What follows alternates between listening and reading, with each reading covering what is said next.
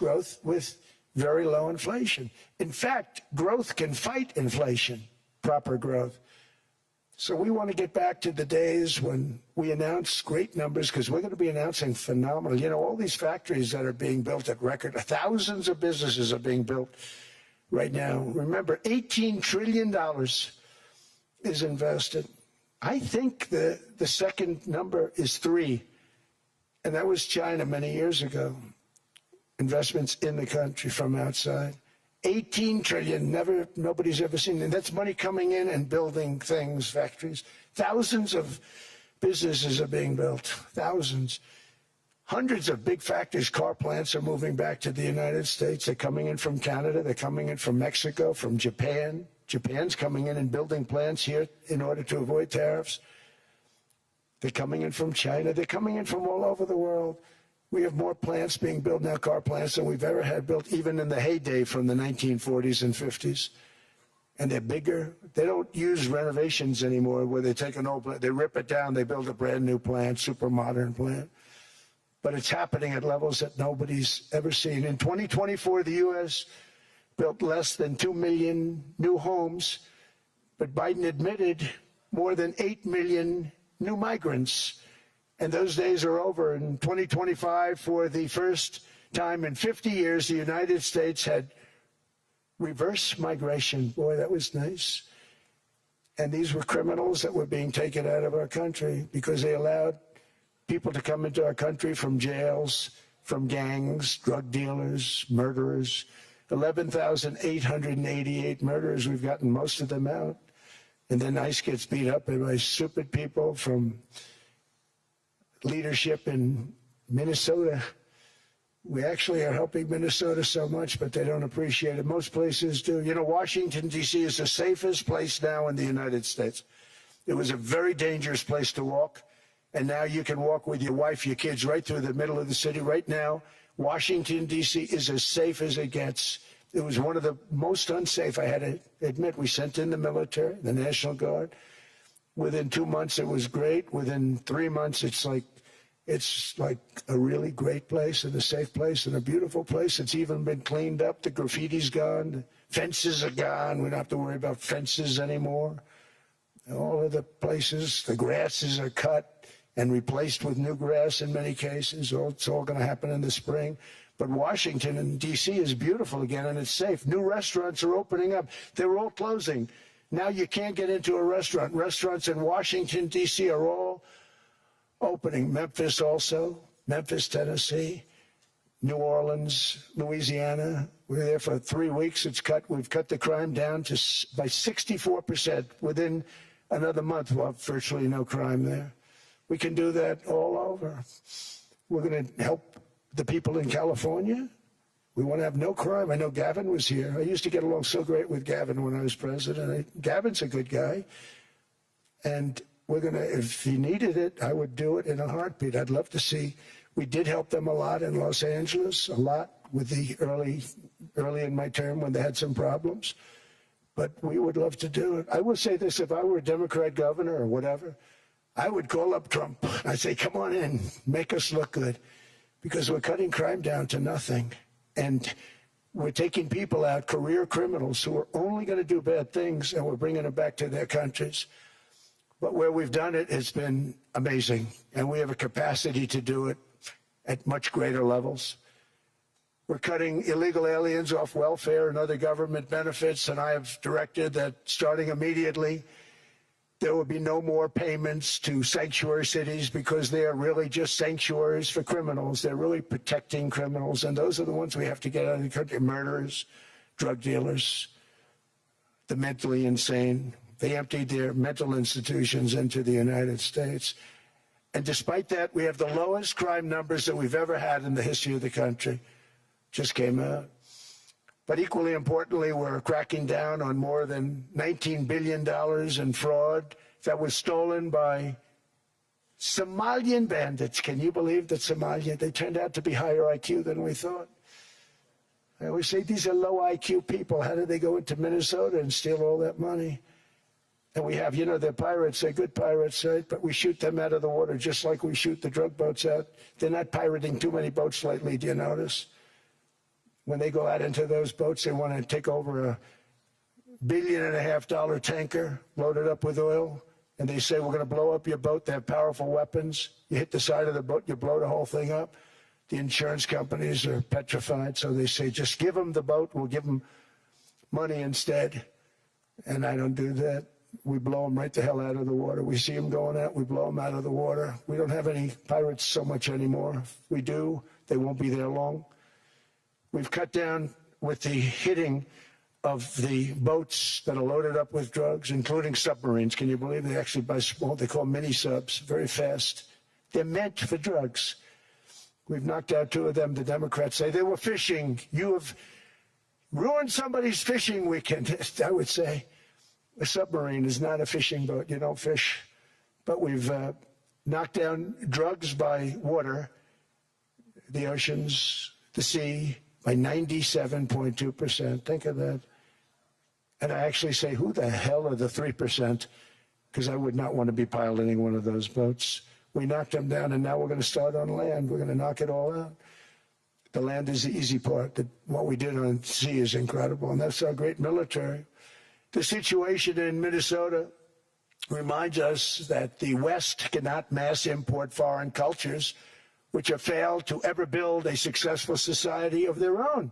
I mean, we're taking people from Somalia, and Somalia is a failed, it's not a nation. Got no government, got no police, got no military, got no nothing. And then we have this fake congressperson who they just reported is worth $30 million. You believe this? Ilhan Omar, talking about the Constitution provides me. She comes from a country that's not a country, and she's telling us how to run America. Not going to get away with it much longer, let me tell you. The explosion of prosperity and conclusion and progress that built the West did not come from our tax codes. It ultimately came from our very special culture. This is the precious inheritance that America and Europe have in common. We share it. We share it, but we have to keep it strong. We have to become stronger, more successful, and more prosperous than ever. We have to defend that culture and rediscover the spirit that lifted the West from the depths of the Dark Ages to the pinnacle of human achievement. We live in an incredible, changing period. It's an unbelievable time, but we have to take advantage of the time that we're in. In our hands are technologies that our ancestors could scarcely have. I mean, they couldn't have even dreamt some of the things that we see today. And so rapidly they're produced. I mean, AI, 2 years ago, nobody ever heard of the term, and now everybody's talking about it. And it can have some very good purpose. It could also have some dangerous purpose, and for that we have to watch out. But some tremendous things are happening because of it. And we're leading by so much. We're doing so well. But opportunities that are bigger and grander than ever before in human history are right before us. It is the pioneers in this room. Many of you in this room are true pioneers. You're truly brilliant people. Just your ability to get a ticket is brilliant because you have about 50 people for every seat. I don't know what. That's Larry. Everything Larry touches turns to gold. He made this very successful. But you're in this room, and some of you are the greatest leaders anywhere in the world. You're the greatest brains anywhere in the world. And the future is unlimited, and to a large part because of you, and we have to protect you, and we have to cherish you. I always say we have to cherish our brilliant people because there aren't many of them. So together with confidence, boldness, and persistence, let us lift up our people, grow our economies, defend our shared destiny, and build a future for our citizens that is more ambitious, more exciting, more inspiring, and greater than the world has ever seen. We're in a position to do things that nobody else has ever even thought of before. And many of the people in this room are the ones that are doing it, and I want to congratulate you, and I'm with you all the way. You can do things that nobody else can even think about. So I congratulate you on your tremendous success. And the United States is back, bigger, stronger, better than ever before. And I'll see you around. Thank you all very much. Thank you very much.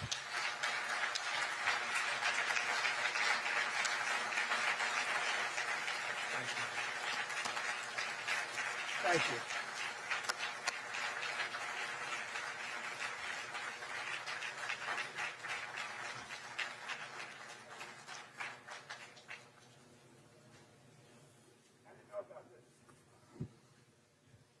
This was supposed to be a nice fire chat, Mr. President. Yes, good.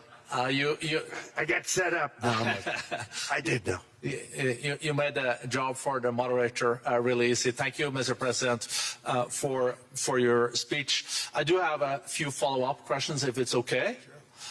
I don't think I should start with Greenland, maybe. I'll start with the economy. The U.S. economy is doing really, really well. But how to sustain this growth moving forward? Because there's always a recession looming around the corner. Well, you know, the one thing about economies and recessions is sometimes you get hit unexpectedly and there's nothing you can do about it. All brilliant people, but there's nothing. One example was COVID. We had an economy going at levels like nobody had ever seen my first 2.5, 3 years. And then I heard the word pandemic, not COVID. They came up with that name over a period of time. We won't get into that. But I heard the word pandemic. And I had a poll come out that was so strong just prior to that. And I was with the two best pollsters, McLaughlin and Fabrizio. And they said, sir, George Washington and Abraham Lincoln, if they came back and ran as president and vice president, they couldn't beat you. And then what happened is the following day, I was told to stay tuned because there's something really bad happening in China. There are bodies laying all over Wuhan, right around that certain building that we talk about. I always said it came from Wuhan. It did come from Wuhan. And they were body bags. We saw it by satellite. And they said, there are strange things happening in China. And so it began. And we ended up with the COVID, and the whole world suffered. We did a phenomenal job. I don't think we got the credit we deserve. We did something that Operation Warp Speed, which some people say was one of the greatest military feats ever. We did a great job. Use our military, use a lot of people. But sometimes you get hit with things, nothing you can do. You get hit with things like that unexpectedly. And we got through it. And when I left, the stock market was higher than it was previous to the COVID coming up. And that was, I called it a great achievement. But things happen. Bad things happen. The things that we can stop are wars if we're smart. That we can stop. Those are a matter of being intelligent and having intelligent people on the other side. Because wars are the worst of all. Wars are worse than anything. But we can stop wars because that's sort of up to us. But things like dust flying in the air, wherever COVID comes from or whatever comes, sometimes you have to be a little bit lucky. But we are poised to have an economy like no other, not only in this country, but anywhere. And you know, when you hear the kind of numbers that I can tell you that Scott Bessent was with me the other day, and he's looking at numbers. He said, I can't. And that's all he's done his whole life, pretty much your whole life. Scott, you weren't going to be a football player, I don't think. Scott was not that great at football, but he was always good at numbers, right? And he was looking at numbers. He said, I've never seen anything like this. We're poised to do things that no other country's ever done. And, you know, luck, I hate to say it, but we need a little luck. We don't want to get hit by something that nobody could have thought. Whoever thought we were going to hit by a pandemic? You know, when I heard the word pandemic, I said, oh, that's an ancient problem. World War I, they lost 100 million people. It actually ended World War I. A lot of people don't know. The Spanish flu in World War I ended the war because all the soldiers were sick. The soldiers were so sick on both sides, and that war was raging, and they were all dying from the Spanish flu. They were sick as dogs. They couldn't fight. So, you know, you don't know how that would have turned out. But so we do, I mean, subject to that, and I always have to put a caveat in for it, but we're poised to have the greatest growth of any large country, I think any country that there's been. When you look at what's happening in the United States, it's really amazing. Thank you. One thing that maybe keeps you up at night, I know you don't sleep that much anyway, Mr. President, is the debt. The U.S. debt is high, is now the biggest expenditure on your budget. How to get out of that impasse? Well, the big thing is growth. I mean, growth is the way. If we grow like this, we go from having a 37 trillion dollars. We go from having high debt to low debt. But we also are cutting expenses, you know, the old-fashioned way. We have extraordinary growth. I think we're going to be growing our way out. I think we're going to be paying off debt. We're taking in tremendous money from tariffs fairly. And again, I'm using them judiciously. You know, Switzerland's a case study. I could have gotten much more. I could have asked for much more. But we're using them judiciously. But I think growth, most importantly, and then cutting costs. Now, if you take a look at Minnesota, $19 billion in fraud and other things. People going to airports, they came into the country, they don't have 10 cents, and they're leaving with hundreds of thousands of cash in their bags. When we get to that, and our DOJ, Pam, and Todd, and all the people that work over there, and all of the people that work in here, I can tell you, Scott Bessent is working on that. It's a priority, right? You have your whole team. We're in there looking for where this money is coming from, how much it is. It could be more than $19 billion. Can you believe that? That's just one state. If we were able to cut out 50% of the fraud, 50%, and we should be able to do better than that, we would have a balanced budget without having to talk about even growth. So we have a lot of options, but we're working very hard on that. That's a big deal. It's not just the protests, the fake protests done by agitators and, you know, professional insurrectionists. That's what they are. They're professional troublemakers. But we are looking very strong at the money, too, in Minnesota and other places. I think, Mr. President, also the $500 billion invested in artificial intelligence and the frontier technologies last year also were driving growth exponentially in the U.S. Well, AI has been a big factor. AI is massive. I mean, Mark Zuckerberg showed me a plant where he put it over a map of Manhattan, and it was basically the size of Manhattan. This is not, I said, you got to be kidding. It's a plant that was miles long, miles wide, very high. I don't think it was high like the Empire State Building, but it was high. And it literally covered most of the island of Manhattan. That's called a big plant. And, you know, when I heard they're going to spend $50 billion building it, I said, you know, if you spend $50 million, you can build a nice little shopping center. If you spend $500 million, you can build a good shopping center. But how do you spend $50 billion? When I looked at this thing, I said, you think you'll be able to do it for that? It's amazing when, you know, some of the plants that I see, and I see them all. And again, so big as we're letting them build their own electric generation. This way we have no problem, and otherwise they'd be complaining. There'd be nobody able to, you know, we have an old grid system. And not only that, they're going to sell at a very cheap price the excess electricity that they create back into our grid. So that'll solve some problems for certain states that don't have enough electricity. We also know that on the AI, there is fierce competition between the U.S. as the largest economy in the world, 27% of the global GDP and 5% of the global population, not doing that badly, and China. And we know that that competition is very tough on AI. I know you're heading to a state visit to China in April. How do you see the U.S.-China relationship moving forward? Are you able to combine this tough competition with also collaboration? So I've always had a very good relationship with President Xi and with President Putin. Talk about, you know, the larger powers. But I've always had a very good relationship with President Xi of China. He's an incredible man.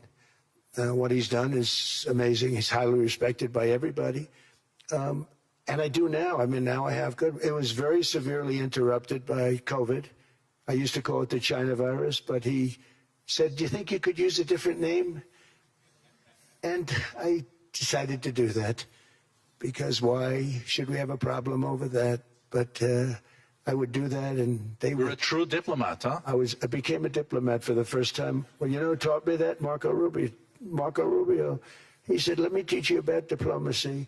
Hey, any guy that gets approved by 100% of the votes Think of it. He got liberal Democrats and radical right Republicans to approve him. He's the only one. The next one was like lost 45 votes, right? But he got all 100 votes voting for him. And at first I wasn't happy about it. I said, wait a minute, I don't like that. And now it turns out that the Democrats probably wish they didn't do that. And Marco has been fantastic. Marco, stand up, please. You have done a great job as Secretary of State. He's going to go down as the best Secretary of State. And Scott, and we have Susie, who's the first female Chief of Staff, and she's the best Chief of Staff, too. And I see Howard Lutnick, who I know spoke, and Howard's fantastic. Some of the deals we're doing are great. And I want to pay particular attention because we have Chris. And Chris, you got up and spoke, I think. He's the #1 oil man in the world, because I was going to put Doug Burgum, who's fantastic. I don't know if Doug's here. Is Doug here? Doug Burgum is fantastic. He said, sir, there's one man better than me. And he introduced me to Chris. And he turns out to be. So we're drilling more oil and gas now than we ever have, by almost double. Is that right, Chris? And on top of it, we got a lot coming out of Venezuela. So anyway, so we're doing great. The country is just doing great. We have great people. Thank you. And I see other people. We have Steve Witkoff. We have Jared. I got so many people. I'm in trouble because when I go back, they're going to be people with long faces. Sir, you didn't introduce me. I got so many people. And we have a lot of the greatest people anywhere in the world. I know them all. So I won't continue because we'd be here all day. Thank you, Mr. President. We also know that you're a deal maker, and then maybe coming back to Greenland and Ukraine. What kind of deal in the end do you see between the U.S. And Denmark? Because, I guess you see it now as a negotiation going on, or? Well, it's costing Denmark hundreds of millions a year to run it. And Denmark's a small country and wonderful people. But, it's very expensive. It's a very big piece of ice. And it's very important. I mean, I don't want to repeat the speech, but it's very important that we use that for national and international security. That can create a power that will make it impossible for the bad guys to do anything against the perceived good ones. And it's a great block for Europe, just like, Denmark was supposed to spend hundreds of millions of dollars. They didn't spend the money. They didn't spend anything, almost. And we'll see what happens. I just say this. NATO has treated the United States of America very unfairly. We never asked for anything. We never got anything.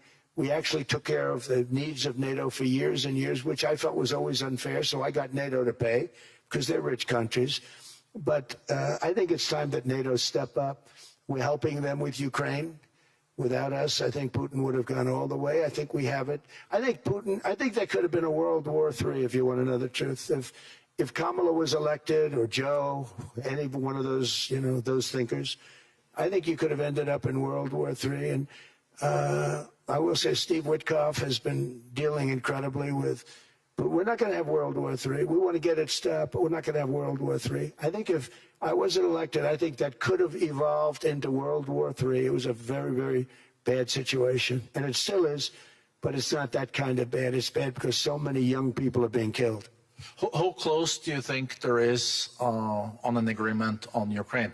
I had the pleasure of speaking with Steve Witkoff and Jared Kushner yesterday. I know they're working hard on it. I know that they're also traveling now. Do you see this very close or still? Well, I hate to say it. I thought that was going to be, so I settled 8 wars plus. And I thought that was going to be one of my easier ones. Not the easiest. Some I settled in a matter of hours because I'm good at that stuff. The United Nations should be doing this. I shouldn't be doing it, but it doesn't matter. It's got to get done, saving a lot of lives. We're saving millions of lives. With Ukraine, Russia, there's tremendous hatred between President Zelensky and President Putin. That's not good. That's not good for settlements. We know from dealing. There's abnormal hatred. With that being said, I think Russia wants to make a deal. I think Ukraine wants to make a deal. And we're going to try getting a deal done. I think, Steve, I can say that we're reasonably close. What happens is oftentimes we'll have a deal with Russia. Russia's set, and President Zelensky will not do it. You saw that when he was in the Oval Office. I was not happy. And then we'll have President Zelensky wants to make a deal, and Putin doesn't want to make the deal. It's a very difficult balance, and it's big time, and it is, you know, to use a word, it's a bloodbath. It's horrible what's happening. It's a drone war. The drones are killing, you know, thousands of people a week, thousands. We have to get it stopped. So I believe they're at a point now. I'm going to meet with President Zelensky later today. I believe they're at a point now where they can come together and get a deal done. And if they don't, they're stupid. That goes for both of them. And I know they're not stupid. But if they don't get this done, they are stupid. So I don't want to insult anyone, but you got to get this deal done. Too many people are dying. It's not worth it. President Sisi is sitting on the first row here. He spoke earlier today and also complimented you on the Gaza deal. I think there will be a signing tomorrow. Of course, there are different views on this, but how important do you think this signing is on the Board of Peace? And do you think this is going to sustain? Do you think we now will see Gaza reconstructed and the billions of US dollars invested? I do. I mean, I think we have peace in the Middle East.